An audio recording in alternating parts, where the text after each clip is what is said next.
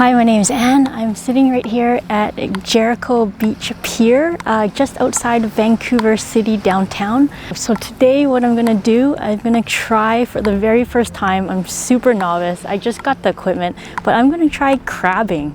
I've never done it before. I've never even seen it actually. So I just kind of found out about it, and I wish I knew about it earlier on as a kid because it seems like a pretty cool activity. And then you get to eat what you catch, if you can catch it. I've biked over here from downtown. It was probably about 15 minutes over here to Kitsilano across the Broad Street Bridge. And then now I'm gonna walk along the beach access road, probably another 45 minutes over to Jericho Beach. So this is the last station, farthest station west, I guess, that I could drop off this Moby shared bike, which is really convenient. So it took about half of the distance away from downtown. And then now I'm gonna go on a nice brisk 45 minute walk or so.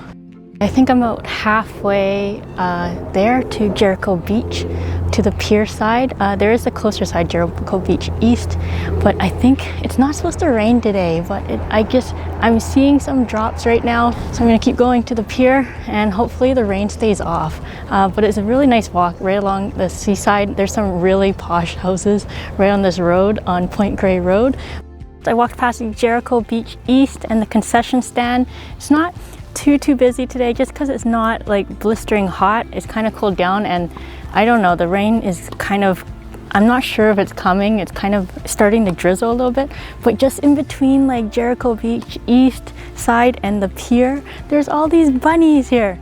And I'm not like the total animal person, but they are darn a little bit cute right now. I'm gonna go down to the end of the pier. I already see some people fishing for crab already, so it's probably about a couple hours just before high tide, which is probably a really ideal time, just so that there's a lot of movement and the crabs are probably moving around and coming into, with the tide, into the shore. All I got is a couple crab traps, some of the really hand-held castaway ones that you just throw off the dock, and then you have to get a fishing license, so a legal fishing license. So you can get one for the day. You need one for the coastal Pacific waters, the actual oceans. You can get that off online from the Department of, I think it's the Department of Fisheries, a Tidal fishing license. So it's about $5.50 a day. You can get the license for the entire year, and it ends in March 31st. So if you get it in April, it's good for the entire year. But if you get it in like March 1st, you only have really a month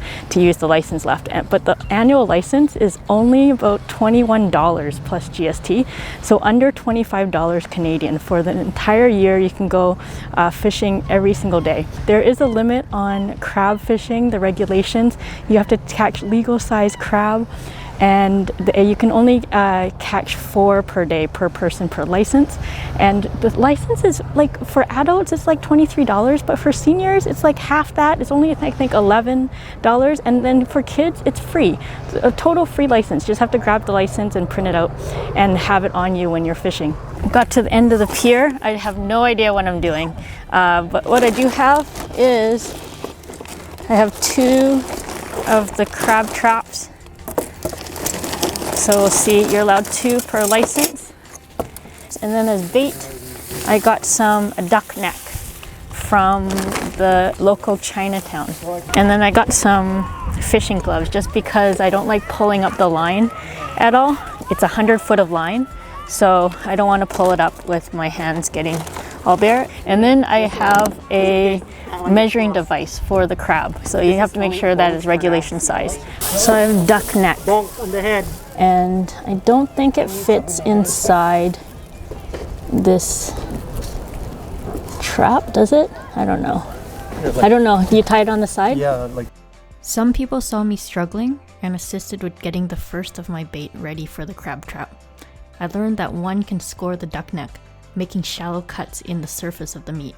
This allows for greater surface area of the bait to be exposed, encouraging more crab to be attracted to the bait inside the trap. Just so the smell gets in the water. Okay. Oh, you're cutting the line. Oh, whoops. Oh, shoot. I'm sorry. Yeah. It's okay. Yeah, it's okay. Sorry about that. No, that's fine. My brand new crab net already suffered an injury. When cutting up crab bait, may be a good idea to do so away from the crab trap. I continued with the next one, scoring the bait and tying it to the trap myself. So everybody has to pull all at the same time so the lines don't get crisscrossed. I've secured my bait to the trap and then I've wrapped it around onto the pier so I don't lose it. I think it's time to toss it out and time it. More from the back, like twist your body and throw it out. Okay. Yeah, like that. Oh, like that. Okay. Here we go. Good enough. Yeah, good. It's in the ocean. That's what counts. It's in there. Okay, just cast my first trap. It's probably have to wait about 10-15 minutes or so now before I bring it up. I'm just gonna do one at a time right now because I don't know what I'm doing. Obviously, it was very rookie throw compared to some of these guys out here. It's just coming up on about 15 minutes or so. We're gonna pull it pretty soon, but you can see out here on the pier, or just around the pier, there's a lot of seals around. They just go after your bait, especially if you have chicken or pork. Someone said that they had chicken bones out as bait and the seals just got it right away, like 3 chicken bones, and then they had no bait left over. Oh, I got crabs. They're all little baby ones. So how you can tell there's a female, it's like this on the back. There's a wide span. All females. Time to let them go back.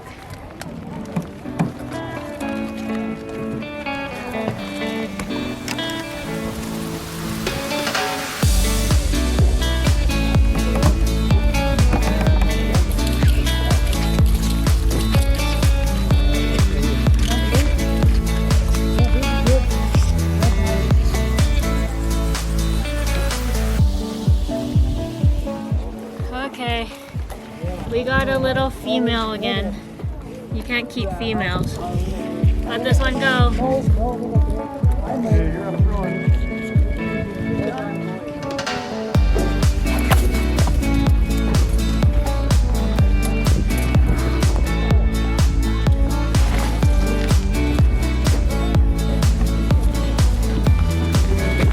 Okay, so I think I've cast out probably about 3 or 4 times now. The resident pro here at the Jericho Pier has thrown my line out for me, and I think he's thrown it like at least twice as far as I have been able to throw it. So far I haven't gotten anything, only just really small, like and they're female as well, so I couldn't keep them. It's pretty good fun.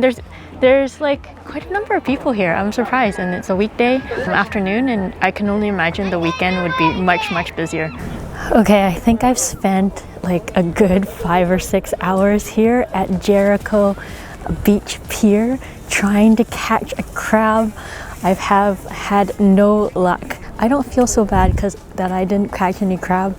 A, because I'm super rookie, but in the 5 or 6 hours that I was here, there is only actually one legal size crab that I saw that has come out from the water. So of all the people that have been here and how many times we've casted and everything, just to have one legal crab, and it ended up there. Oh my goodness, they're so nice, these guys, because they come and catch their limit like every single day, and it was like my first time, and they've never seen me here, and they didn't want me to discourage me from coming back out again, so they actually gave me that one crab. So I'm still gonna have crab for dinner. They've wrapped up the crab for me in some newspaper, but I'm super excited. I can't wait to bring it home, break out the crab.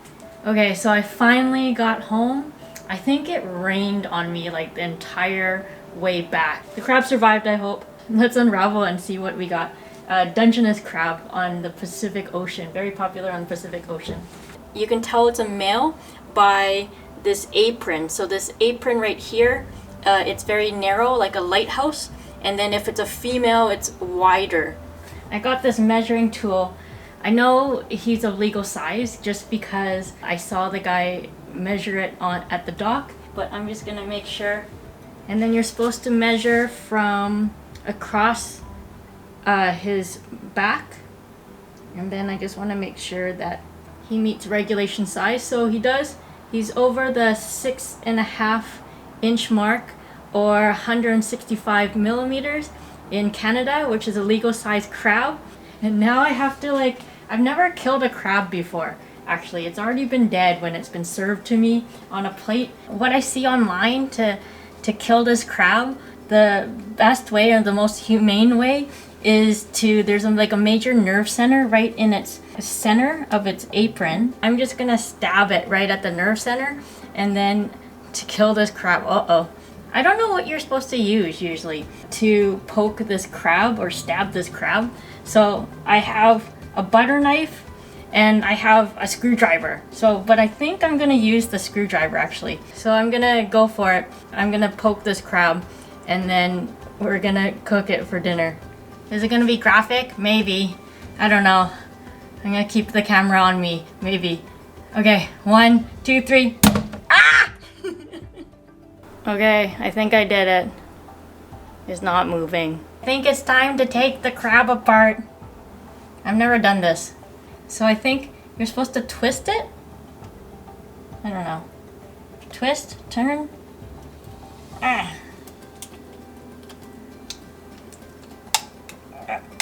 This is a strong crab. I'm just gonna take its shell off.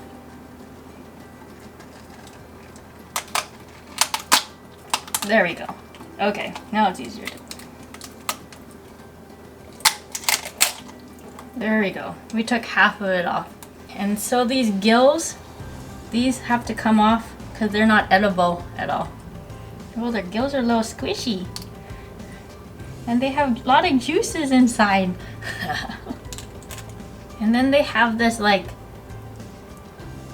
yellow part in here. And that's supposed to be the crab butter. So some people don't like it. I'm indifferent. I eat it at times. I don't know if it's nutritious or not, but it's supposed to be pretty fatty. There's a lot of the crab butter in the shell, actually. So some people really like it, but I'm gonna eat it this time for sure. So I'm gonna cook it with the legs.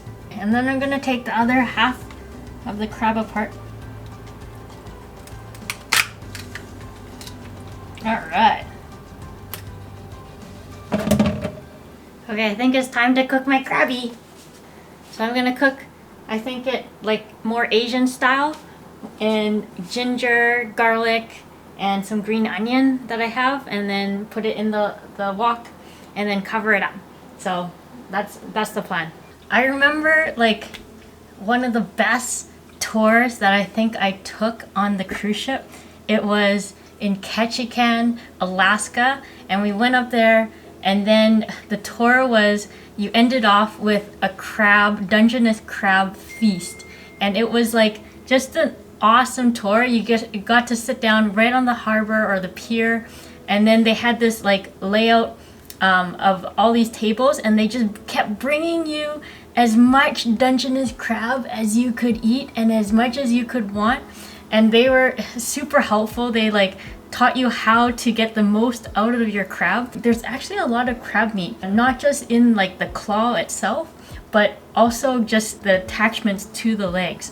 But that was probably one of my favorite tours, is like eating as much Dungeness crab as I could on this tour in Ketchikan. And then we drove back to the cruise ship and everybody was like in like crab coma or food coma. And then what I probably did was eat more on the ship, but that's okay. My crab is ready, my crab is ready. I've been cooking it, like simmering it down in the wok or the pan for about 12 minutes or so. So I think it's looking good. Oh, and it smells awesome. It smells awesome, especially with the ginger and garlic and green onion and a touch of soy sauce that I have, the flavors.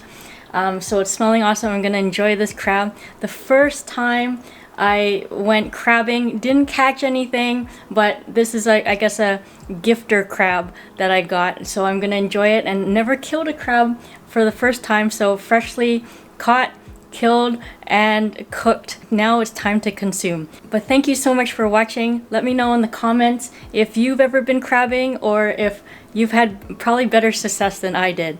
But my name's Anne, and I'll see you next time.